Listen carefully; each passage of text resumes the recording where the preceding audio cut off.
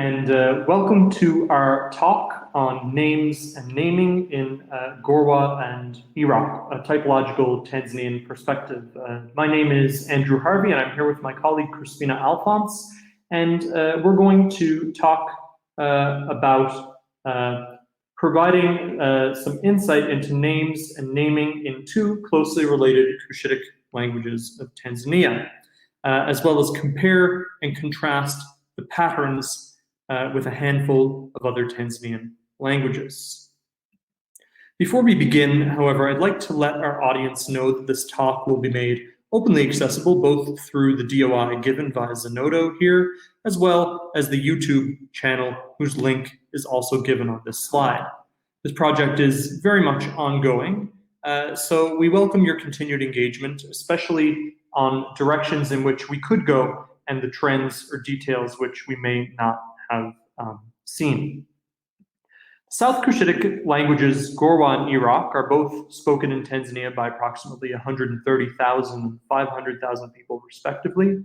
Both are represented here on the map of Tanzania by two yellow circles indicating roughly where they are spoken.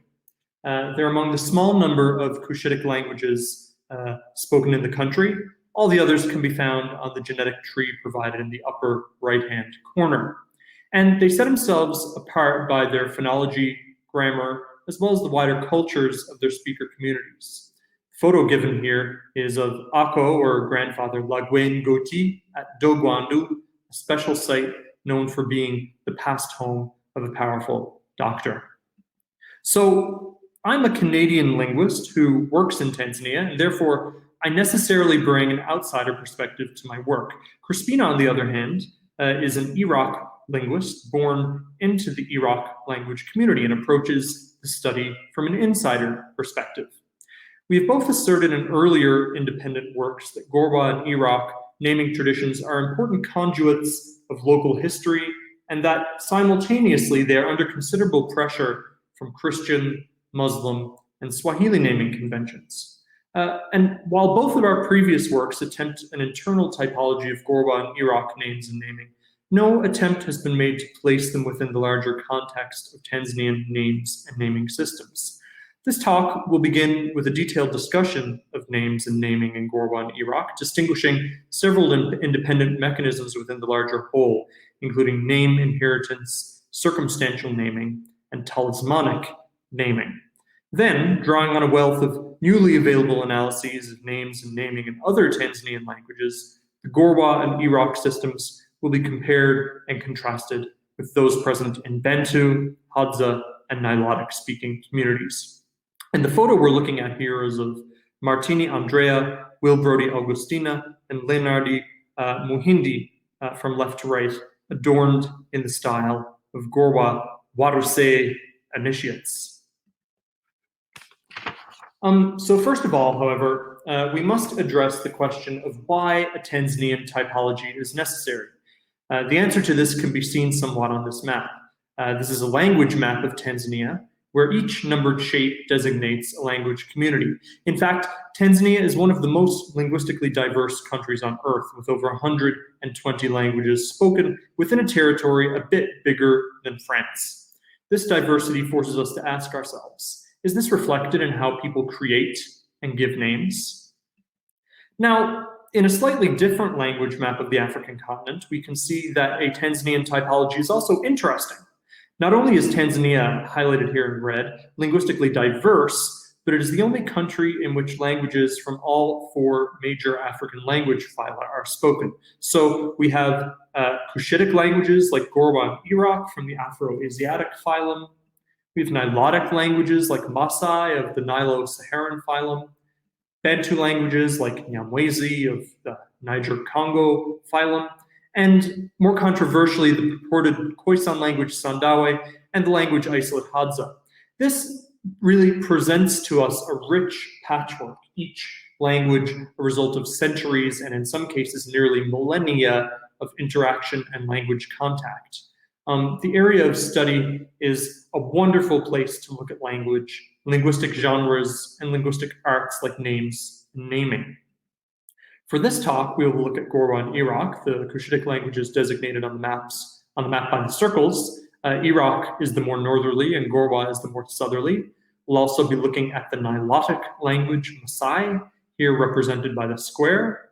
The language isolate Hadza, here represented by a hexagon, and 9 Bantu languages, Haya, Jita, Zanzibar Swahili, Nyamwezi, Kagulu, Ndali, Pogolo, Safwa, and Nyakyusa, here represented by triangles. But first, let's take a closer look at Gorwa and Iraq, for which I'll give Crispina the floor. It is important first of all to note that traditionally the Gorwa and the Iraq people practice patriarchality, that is, following marriage, the woman will live with her husband, typically at or around the household of his father. When a woman gives birth, therefore, she is almost always at the house of her in-laws. Returning to her biological parents would be very unusual. So, present at the birth are typically her mother-in-law, Kumbo, as well as any experienced OD woman or midwives nearby. In this video, Umari Heke and the boy Annie are describing how babies are delivered in the community. A child might be named anywhere from the day of its birth up to around 3 months afterwards. Ultimately, the responsibility of naming a child rests with the father's family members. Though if a child receives a name and is subsequently sick, cries more than normal, or behaves badly, may be renamed in consultation with a traditional doctor or Laromo, such as Ibrahim Ulari, pictured here with a pot filled with divine stones. Beyond family discussions or seeking special resources to the traditional doctor, there are no other major rituals involved in deciding a child's name. A celebration involving announcing the child's name to the wider community is, however, observed among the Gorwa people and the Iraq people. For the Gorwa people, a child is bathed in water which has been underneath the bark of the rubber trees, and then a stone is wrapped around the baby's arm or wrist. For the Iraq people, children are invited from the neighborhood to welcome and celebrate the newborn baby, and the name is formally decided and told to the larger community. This is an image of Gorwa musician Theresia Funai, Rosie Saitoti, and Monica Elisha playing music under a guava tree in Sendu. In naming a child, there are several sources of names which may be used. Perhaps the most common is inheriting family names. These names will be those of relatives, most of them on the father's side of the family. For both Gorwa and Iraq, the original owner of the inherited name must already be deceased. To give a child the name of a living relative would be similar to stating that you wish that relative dead. This family, there are ways to commemorate and keep alive a person who has died, an effort to use grief by symbolic reincarnation, a sign of love, and seeking blessing and protection from ancestors, as well as a way of keeping and recording and storing the clan names. This is an image of a boy, one of whose name is Kanjolo, inherited from a relative of his grandparents' age. In fact, he didn't know that this was one of his names until the day his photo was taken. Another common source of names is the circumstances directly surrounding the birth of a child. This may be the sighting of a notable animal. A child may be named Dira, lion, if a child is seen, if a lion is seen or heard.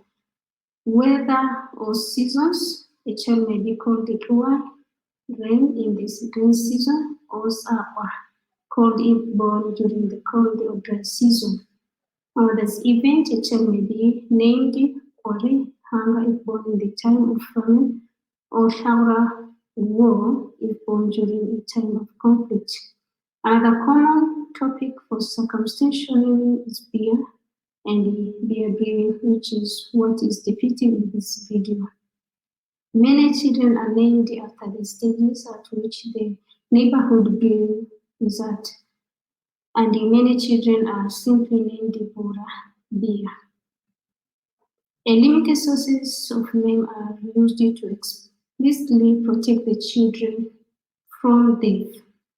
A child may be born following a series of miscarriages or early deaths of previous siblings. In this case, the child may be given one of a handful of names like Ibuai, death, Heha, gluttony, Waha, alcoholism, or in Iraq, how a poetic word for Haina, the surrogate of the spirits. These various sources of names come stacked one top of the other, and therefore make it difficult to determine how somebody got their name. For example, a person named Haima Jani may have received their name circumstantially. That is, maybe their mother gave birth while traveling to the hospital, or they may have inherited. That is, maybe they themselves were not born during a journey, but their grandfather was. In the video playing, Raheli Lawei explains that most of her children both inherited a name and were given circumstantial. They all also have Christian name based on their birth.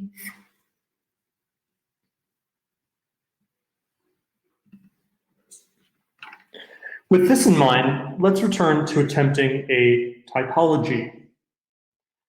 Bringing our other languages back into the picture, aside from our first-hand research in Gorwa and Iraq, the rest of the information comes from secondary sources, a couple of published books and articles, but mainly a collection of master's dissertations written by students at the University of Dodoma and the University of Dar es Salaam, each of which has a relatively similar structure, but which each focuses on different aspects of names and naming in a subject language.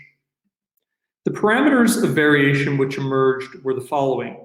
Here we have some parameters mainly associated with how the name is given, as well as its grammar. And here we have some parameters dealing with the mechanisms by which names are chosen. Because of time restrictions, we won't attempt to speak to all of these, but we have chosen a subset to examine more closely. The first parameter, and maybe the messiest in terms of possible responses, is who gives the name. Here we can see a range of values, color-coded for roughly how much, say, women have, very red if they have a lot, versus how much, say, men have, very blue if they have a lot. Returning to our map, we can see that Gorwa and Iraq defer to men, particularly men of the Patra clan. We can see that this occurs in several other systems in Tanzania, though for Maasai, Haya, and Ndali, we don't know. Kaguru is a standout in that it is primarily women who decide the name, specifically women of the Matra clan. This is most likely due to the fact that Kaguru are matrilineal, that is, they trace their ancestry through their mothers. Hadza is described as being neither strongly patrilineal nor strongly matrilineal. One reflection of this is in naming, where both parents decide the name of the child. Both parents also decide in Ndali, but we don't have enough data to infer why this is the case. The second parameter I'd like to examine is whether a name can be a verb phrase. Both Gorwa and Iraq answer no to this question, though it is not because these languages do not employ names with a verbal origin.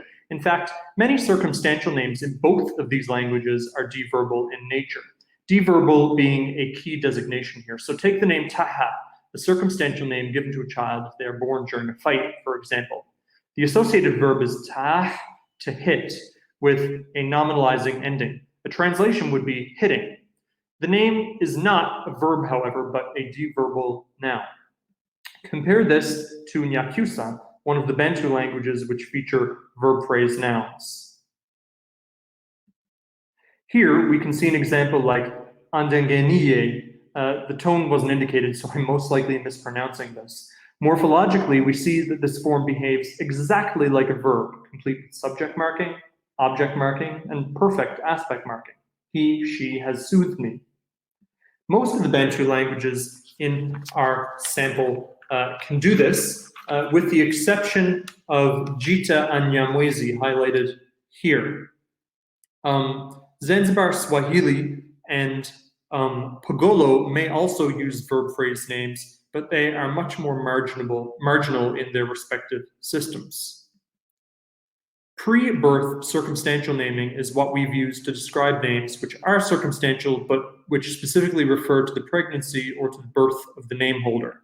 As you can see from our second table, a language can make use of circumstantial naming, but not refer to the pregnancy or birth. This is the pattern we see for Gorwa and Iraq, with circumstantial naming a primary strategy, but few names referring to the actual pregnancy or birth. Geographically, the pattern looks like this. In Maasai, pre-birth circumstantial naming is the primary strategy. The two lake zone languages, Haya and Jita, make limited use of this strategy, and once again, Zanzibar Swahili and Pogolo pattern together in not using this strategy primarily in their system. Castigatory names are not present in Gorwa or Iraq, but are salient enough to merit mention among this audience. These are names which Schoenenberger refers to as sharp as arrows, and they're used among the Nyamwezi and are given by a mother to her child in order to indirectly censure her husband or her husband's family. These, again, do not occur in Gorwa or Iraq, but are reasonably frequent, seemingly in the western part of our sample. Using Nyamwezi as an example, we see some examples of children called Bagaile, they hate, Nhagila, I'm neglected, or Nyamangula, she who is scoffed at. And again, I'm most likely mispronouncing these due to a lack of tone marking in the original. These names, of course, do not mean that the child is hated or neglected, but instead they are a complaint from the mother, making her plight explicit among her in-laws. Finally, we would like to address a pattern which clearly distinguishes Gorwa and Iraq from the other languages of our sample, that is, the use of gendered names. Where in Gorwa and Iraq, the vast majority of names are unisex. In almost every other language, except for Pogolo, which does have some unisex names, every language has a set of names given to boys and a set of names given to girls. In this sense, Iraq and Gorwa are unique in the country.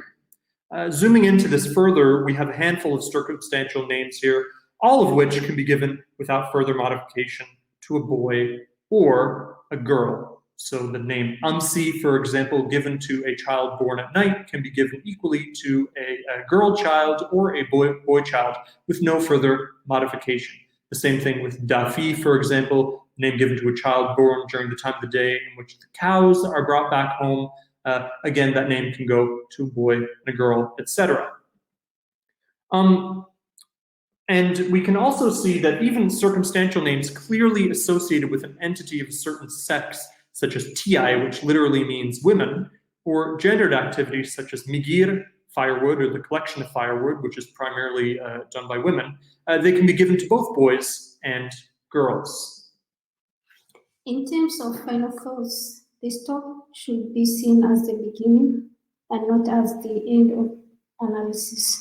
In some ways, Gorwa and Ira names and the naming are very typical of the sample. In other ways, Gorwa and Ira are very different. The three specific suggestions include: 1, a comprehensive review of all of the names provided in each of these, where instead of providing evaluation as yes, no, and in between, evaluating the percentage of names in languages which conform or do not conform to a certain parameter would allow for the kind of scalar measurement which may be useful to see gradient changes.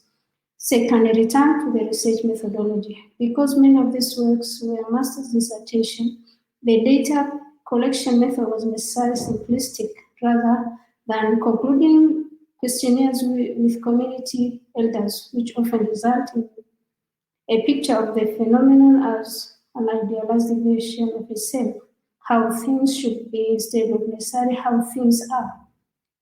A less direct form of collection, such as interview about how they were named or how they themselves named their children, would be beneficial.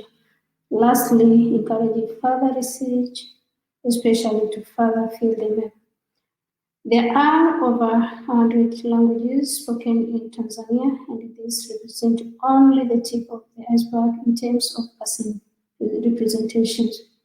Generalization and observation of import will only came with a much larger sample size. Thank you. Okay, great. Thank you both. This was really a wonderful universe. So many issues at stake, many languages, cultural traditions. So thank you. So are there any questions? If you have questions, please type them in the chat. How are Christian names decided? So here is one. And then one more. Besides the given name, what other names do the individuals studied usually have? A family name, a patronym, and so on. And and I was wondering whether and to what extent, as there are so many languages, and both of them have mentioned a number of languages, whether names are believed in all of them to affect behavior. Because at the beginning they say that if a child doesn't behave, one of the things that is just to choose another name. Many African Americans have given Swahili words such as Nia or Rehema to their children as names, even though, to my knowledge, these words are not used as names in a Swahili culture. Do other groups in Tanzania ever give Swahili words as names? So in addition to a given name, most people will now have a family name, generally the father's given name. Good, thank you. Thank you, Andrew. And we have also other questions. There is one here. If the family is Christian at the child's birth, could you please answer this question?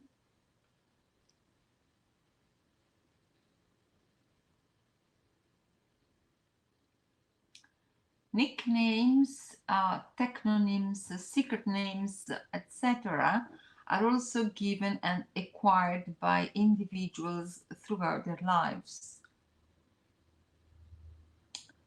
So we have 3 minutes left for questions. We have one here. Many African, oh no, it's the same there, okay. It's Cleveland. Most Tanzanians now have Swahili names. This is a reflex of a homogenizing country.